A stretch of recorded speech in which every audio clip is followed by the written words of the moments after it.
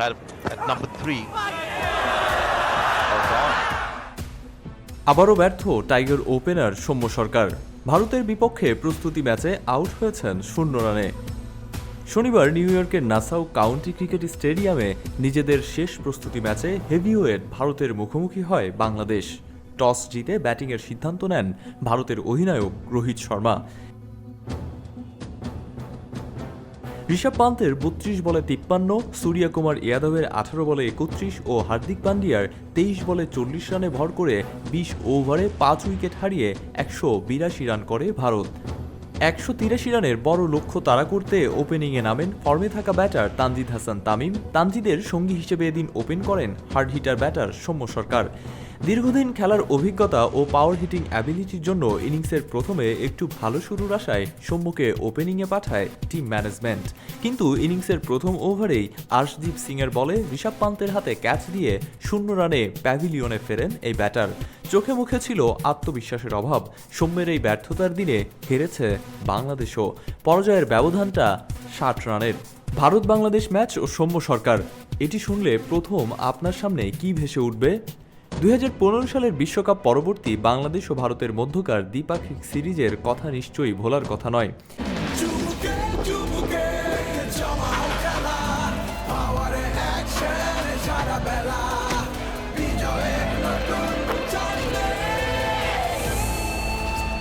পাওয়ার চুমুকে action.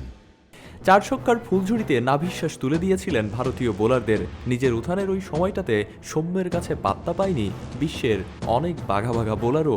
ক্যারিয়ারের শুরু থেকে সৌম্য সরকারের ফুটওয়ার্ক সেরকম দৃষ্টিনন্দন না হলেও হ্যান্ড আই কোঅর্ডিনেশনের সাহায্যে চোখ জুড়ানো শট খেলতেন সৌম্য। সময়ের পরিক্রমায় সেই সৌম্য সরকার এখন প্রতি পদে ঢুকছেন ব্যাটিংয়ে। দীর্ঘদিন ধরে ফর্ম হারিয়ে খোঁজা সৌম্য সরকার খেলেছিলেন 2022 সালে অস্ট্রেলিয়ার মাটিতে বসা টি-20 বিশ্বকাপের অষ্টম আসর। ফর্ম ভালো না থাকলেও অস্ট্রেলিয়ার বাউন্সি উইকেটে ব্যাটিং করার অতীত অভিজ্ঞতা ও দক্ষতার জন্য তাকে নেওয়া হয় স্কোয়াডে। তবে বলার মতো কিছুই করতে পারেননি তিনি। পরবর্তীতে বাদ পড়েন দল থেকে। 2023 সালে চান্দিকা হাথুরু সিংহে দ্বিতীয় মেয়াদে কোচ হয়ে আসার পর কাজ শুরু করেন সৌম্য সরকারকে নিয়ে। 2023 ওয়ানডে বিশ্বকাপের স্কোয়াডে না নিলেও বছরের শেষ দিকে খেলা নিউজিল্যান্ডের সিরিজে ঢোকেন সৌম্য সরকার। ওয়ানডেতে সেখানে খেলেন 169 রানের এক মহাকাব্যিক ইনিংস। আর 7 রান করলেই ছাড়িয়ে যেতেন লিটন দাসের 176 রানের ইনিংসটাকে। সেই ইনিংসের পর জাতীয় দলে আবারও নিয়মিত হন সৌম্য। তবে ফেরার পর কিছু ভালো ইনিংস খেললেও ধারাবাহিকতা ছিল না সেভাবে। শেষ 5 ইনিংসে মাত্র একটি 40 ইনিংস আছে সৌম্য সরকারের। দুবারই আউট হয়েছেন 0 রানে। 5 ইনিংসে তার রান মাত্র 70, গড় 14।